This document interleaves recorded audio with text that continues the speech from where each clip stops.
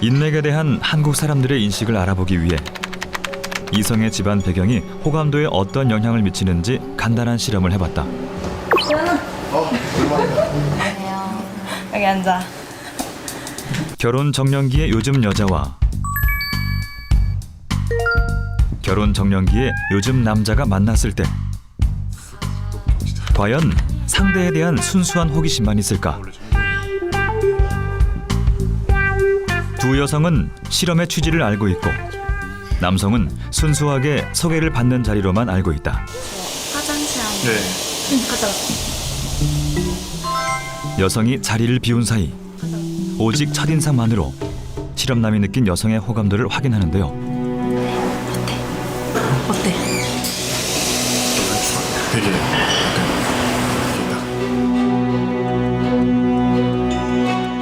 솔직히 말해서 그냥 잘 모르겠다. 알리는 거 좀. 이어 실험남에게 제공되는 상대 여성의 집안 배경. 쟤네 아빠 판사야. 여성의 첫인상을 잘 모르겠다고 답했던 실험남의 태도엔 과연 어떤 변화가 생길까?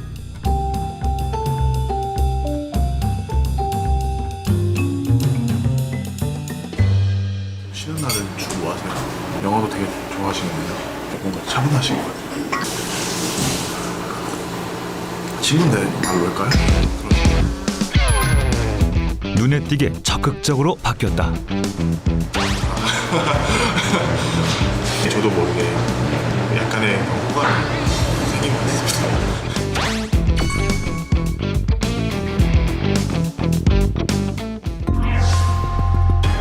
씁쓸하지만 이 모습이 대한민국 청춘들의 현실. 무엇이 상대에 대한 생각을 바꿔놓았을까? 대한민국 부패 인식지수 52위. 뿌리 깊은 부정 부패에 대해 개혁을 촉구하는 국민적 열망은 뜨거워졌다.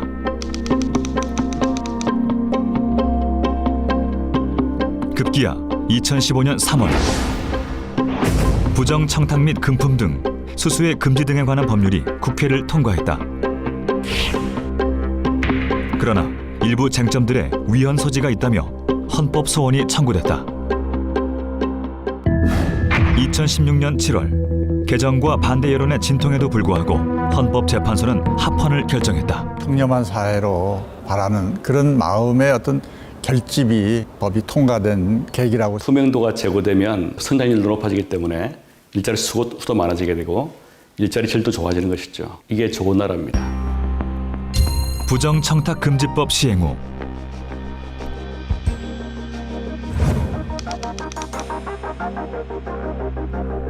관습이라는 명목하에 자행되었던 우리의 부끄러운 민낯이 여실히 드러났다.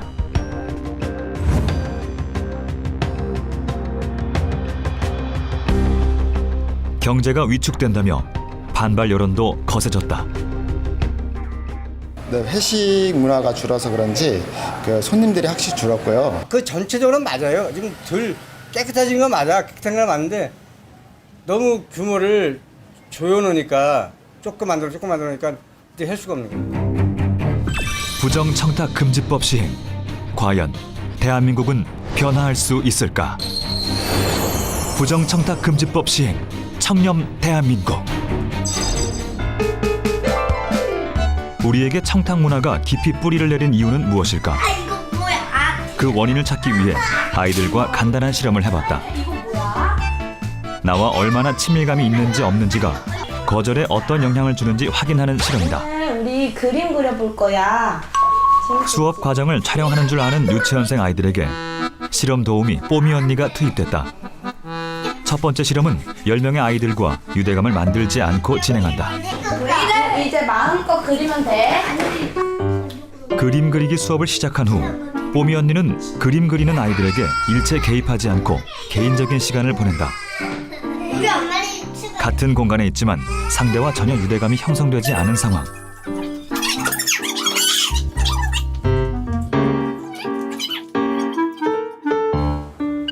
20분 경과 후 그래도 듣겠지?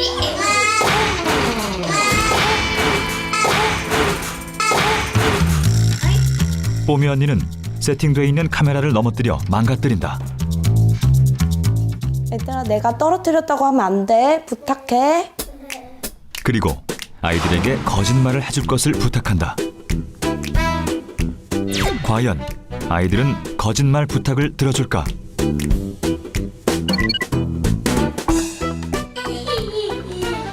선생님, 이게 떨어뜨렸어요.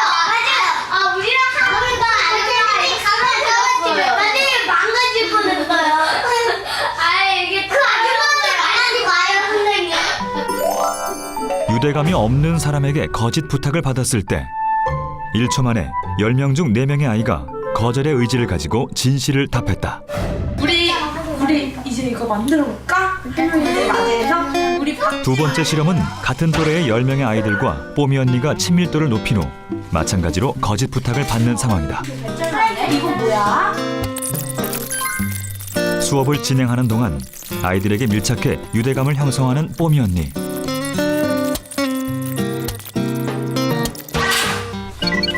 (20분) 경과 후 뽀미 언니는 세팅되어 있는 카메라를 넘어뜨려 망가뜨린다.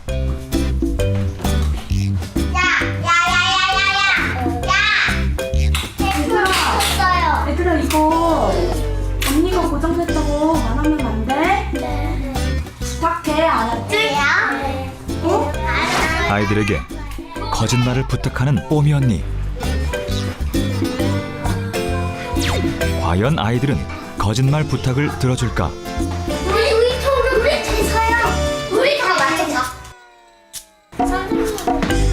1차 실험과는 다르게 제작진의 등장에 조용해진 아이들. 카메라 고장에 대한 언급이 없자 질문을 유도해본다. 카메라가 안 되는데 누가 고장 냈어? 카메라 고장에 대한 원인을 말해야 하는 상황. 과연 아이들은 어떤 대답을 할까?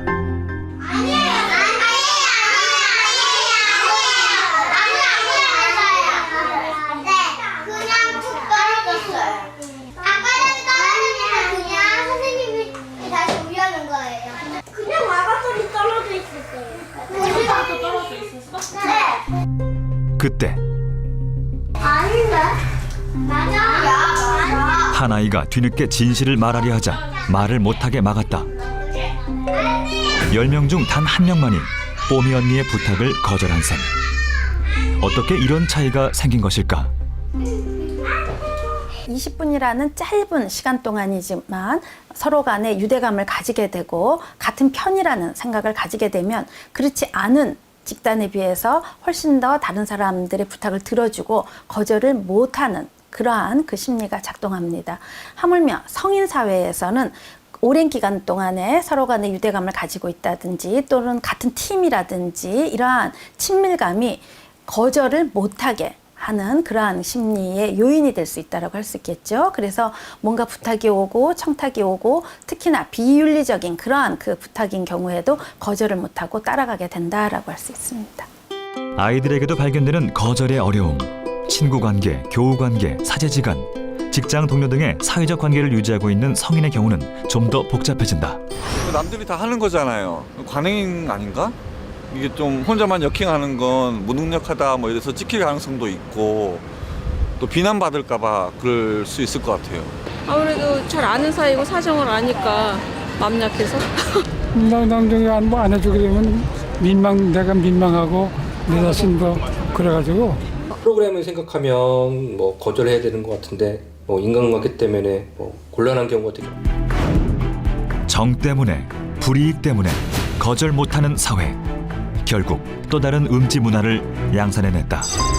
고가의 핸드백을 변호사에게 받았음에도 직무 연관성이 없다는 이유로 무죄가 선고된 벤츠 여검사 사건을 비롯해 대규모 방산 비리, 그리고 2016년 민간인에 의한 국정농단 사건까지 대한민국 국민들을 분노하게 하는 수많은 공직사회의 부정부패 사건들이 지속적으로 발생했다. 매년 국제투명성기구에서 발표하는 국가별 부패인식 지수에선 2016년에 대한민국은 53점으로 52위를 차지해 2015년 43위에 비해 큰 폭으로 하락했다. 자국민들의 인식도 부정적이다. 국민권익위의 부패 인식도 조사 결과에 따르면 국민 51.9%가 우리 사회가 부패하다고 응답한 데 반해 공무원들은 18.1%만이 부패했다고 응답하고 있어 국민의 부패 인식도와 상당한 차이를 보였다. 부패 인식 지수는 국제사회 간의 국가 경쟁력 평가에도 영향을 미쳤다. 2012년 이후 매년 하락하기 시작한 우리의 국가 경쟁력은 2016년엔 29위까지 하락했다. 민간 부분의 부패 인식 지수는 더 낮아 기업 효율성은 48위, 경영 관행 평가는 61위라는 오명을 기록했다. Scores countries from 0 to 100.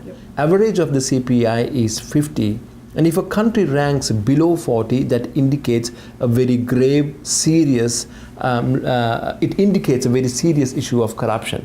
But 53 is not a very good score either. It is definitely not a place where you can be complacent. So then we have to come to the question, what else South Korea has to be done?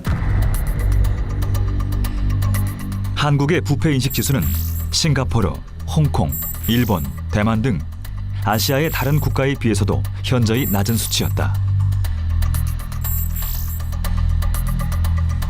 유독 우리나라의 청렴도가 낮은 이유는 무엇일까? 흔히 말하는 연고주의적인 부패 문화가 상당히 공고하게 자리 잡고 있었습니다. 학연, 지연, 혈연이라고 하는 연고주의에 의해 가지고 한국 사회가 많이 지배되어 왔었기 때문에 이런 것을 뚫고 나가기가 좀 어려웠죠. 연고주의가 사실 우리 부패 문화의 가장 큰 뿌리라고 할 수 있습니다.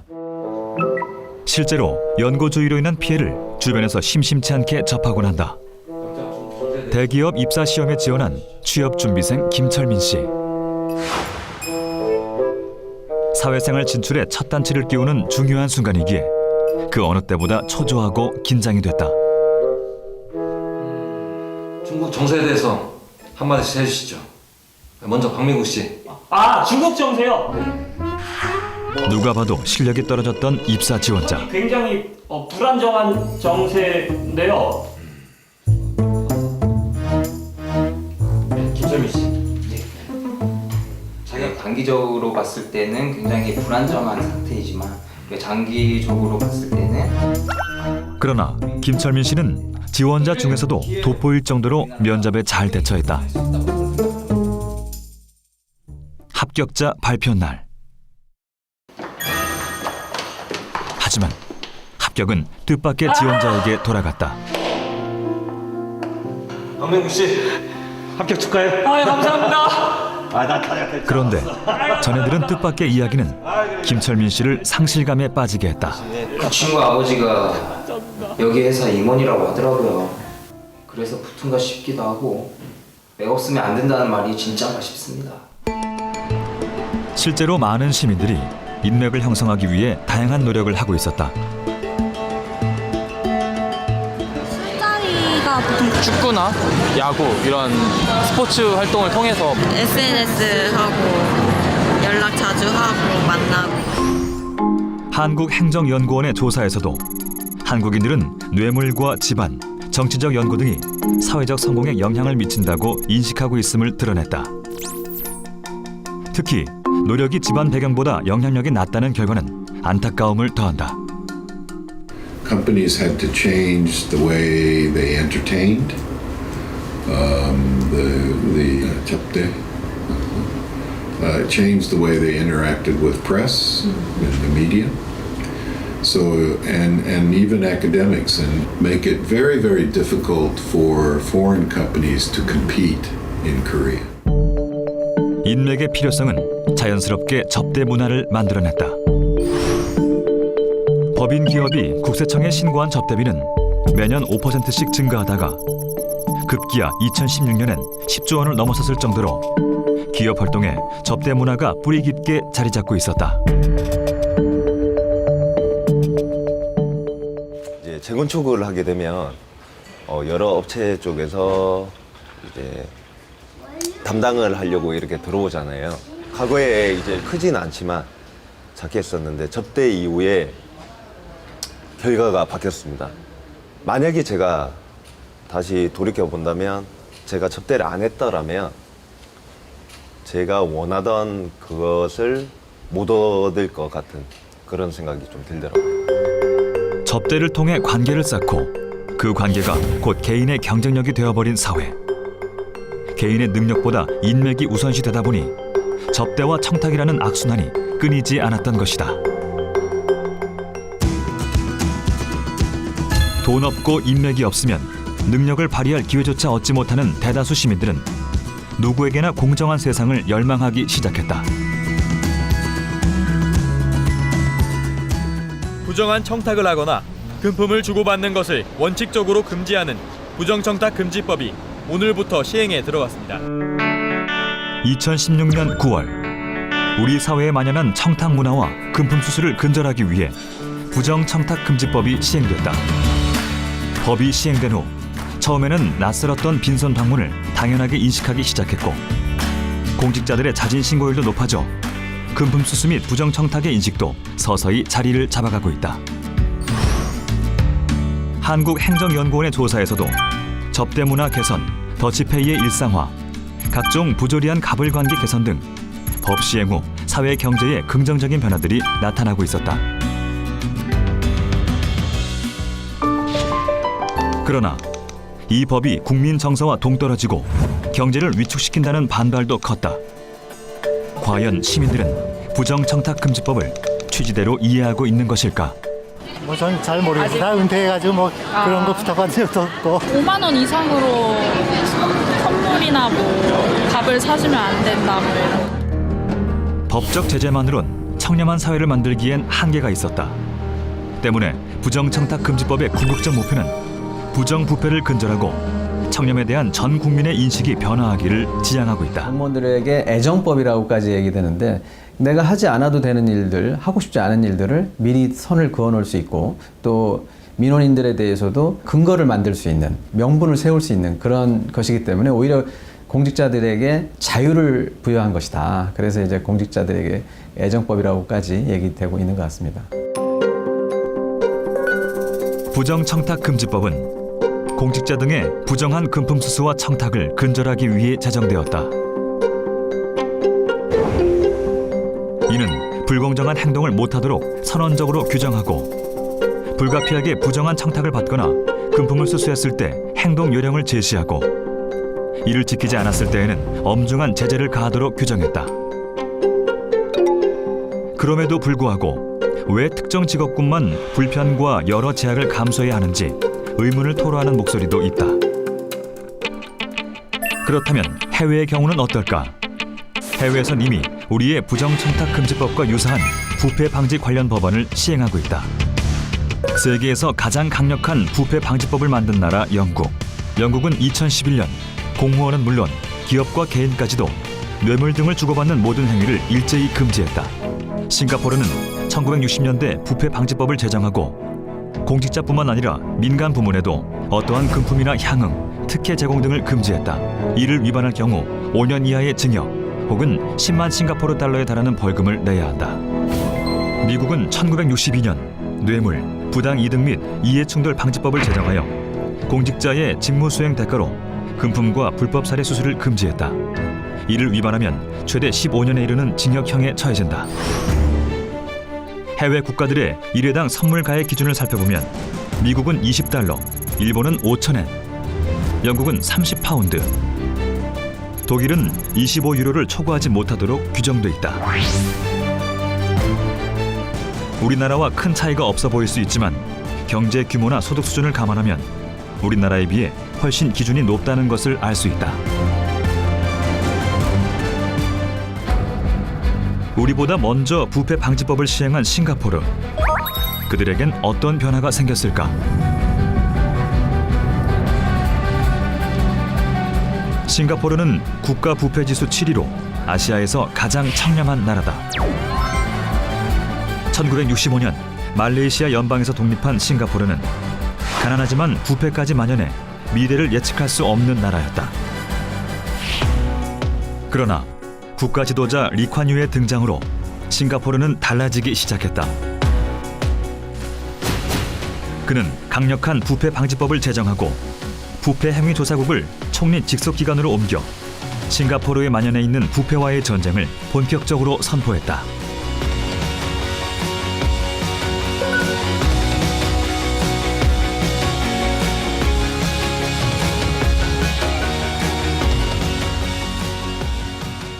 When the British granted self-government to Singapore in 1959, corruption was very rampant in Singapore. And we have no natural resources, and so if we want people to come to do business, if we want people to invest in Singapore, if we want to make Singapore into a business hub, we then have to fight against corruption because otherwise the businesses will not come here. 싱가포르의 부패 행위 조사국은 공공부문과 민간 부문을 가리지 않고 혐의가 있을 경우 영장 없이 체포할 수 있고 모든 재산과 서류를 압수수색할 수 있는 막강한 권한을 갖고 있다. 주요 감시 대상은 고위 공직자들과 재벌 등 소위 가진 자들. 아무리 적은 금액이라도 뇌물을 받은 사람은 징역형에 처한다. 부패한 공직자는 징역형과 별도로 재산까지 몰수된다. For me, myself, I think I have 100% faith when you talk about anti-corruption and anti-graft in Singapore. Singapore is a very law and just society, like from a citizen's perspective. I'm very proud to be in Singapore because our government is very free from corruption. So people trust our government a lot, I would say. We have many rules that we expect our civil servants to abide. We have an annual declaration every year. All civil servants have to declare their financial standing, declare that they're not in any circumstances of financial embarrassment. They're not in debt beyond a certain amount. We recently put in place further checks on visits to the casinos, the integrated resorts here in Singapore as well. 강력한 부패 척결 의지와 실천으로 싱가포르는 세계에서 기업하기 가장 좋은 나라로 선정되고 있다. Initially when I came, I did find it inconvenient. I mean, if I compare with India, at one time India there was a lot of bribe or under the table. If you want to get your things done, then you normally would do it the other way, the backdoor entry. But here in Singapore, after living so many years, I've seen if you approach the right way, that's the fastest way. The wrong way, you can never reach your destination. 싱가포르가 50여 년 만에 부국으로 성장할 수 있었던 이유는 부패를 척결하고 청렴한 나라를 구축했기 때문이었다. 그렇다면 부정청탁금지법 시행은 우리의 뿌리 깊은 부정부패를 척결하는 데 효과가 있을까? 앞서 유대감 형성이 거절에 미치는 영향에 대한 실험 결과를 기준으로 이번에는 부당한 부탁을 받았을 때는 거절을 해야 하는 거라고 사전에 다짐을 받았을 경우 어떤 차이가 있는지 확인해 보기로 했다. 얘들아, 우리 근데 밥집 만들기 전에 거짓말은 나쁜 거야, 좋은 거야? 나쁜 거. 그러니까 거짓말을 하면 안 돼. 알겠지? 네. 응. 거짓말을 하지 않아요. 따라하자. 거짓말을 하지 않아요. 잘했어. 거짓말을 하지 않아요. 다시 한번 해볼까? 거짓말을 하지 않아요. 잘했어. 2차 실험과 동일한 조건으로 유대감을 형성하는 과정에 추가로 거짓말을 하지 말자는 다짐을 받고 아이들에게 손도장을 찍어주는 뽀미 언니. 과연 이러한 다짐이 기존 실험 결과에 어떤 영향을 미칠까? 20분 경과 후 카메라를 고장내는 뽀미 언니. 얘들아, 이거 언니가 그랬다고 말하지 말아줘. 부탁해. 과연 어떤 결과가 나타날까? 아이들은 거짓말 부탁을 들어줄까?